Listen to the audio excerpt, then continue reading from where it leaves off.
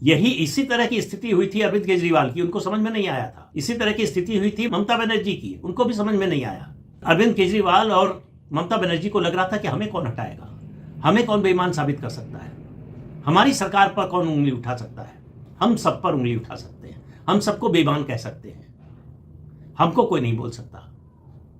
जनतंत्र में जब नेता के अंदर ये भाव आ जाए तब फिर जनता जो है अपना गांडीव उठाती है और शरसंधान करती है, और उस व्यक्ति की सत्ता जो है वो कहां जाती है उसको भी पता नहीं चलता है।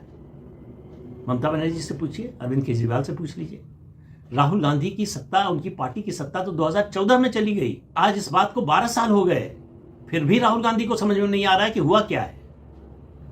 क्यों एक व्यक्ति जो गुजरात का मुख्यमंत्री था वो गुजरात से निकलता है और देश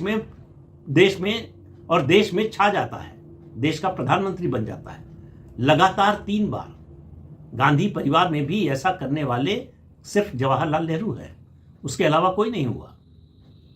न तो उनकी दादी हुई और न ही उनके पिता हुए। सबसे छोटा कार्यकाल तो प्रधानमंत्री के रूप में परिवार में उनके पिता राजीव गांधी का था।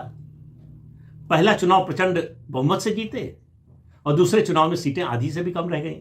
तो जनता बताने की कोशिश आज से नहीं, मैं कह रहा हूं कि कर तो बहुत लंबे समय से रही है, 1977 से कर रही है, लेकिन 1984 से तो जोर जोर से चिल्ला चिल्ला कर कह रही है कि भाई अब कांग्रेस नहीं चाहिए।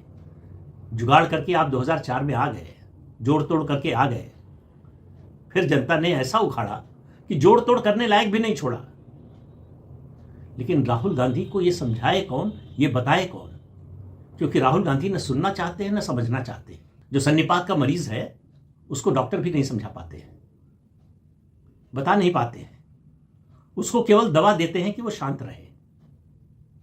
तो जनता ये लगातार दवा दे रही है। राहुल गांधी की डॉक्टर जो है वो इस देश की जनता है, मतदाता है, वो लगातार दवा दे रहा है, लेकिन उस दवा का कोई असर ही नहीं दिख रहा है, बल्कि सन्निपात का जो रोग है वो और बढ़ता जा रहा है। अब तो लगता है कि लाइलाज हो गया है, इसका कोई इलाज हो ही नहीं सकता है। तो राजनीति में जब रोग लाइलाज हो जाए तो उसके बाद नेता और पार्टी का क्या होता है, इतिहास इसका गवाह है। इसके बारे में कोई भविष्यवाणी करने की जरूरत नहीं है।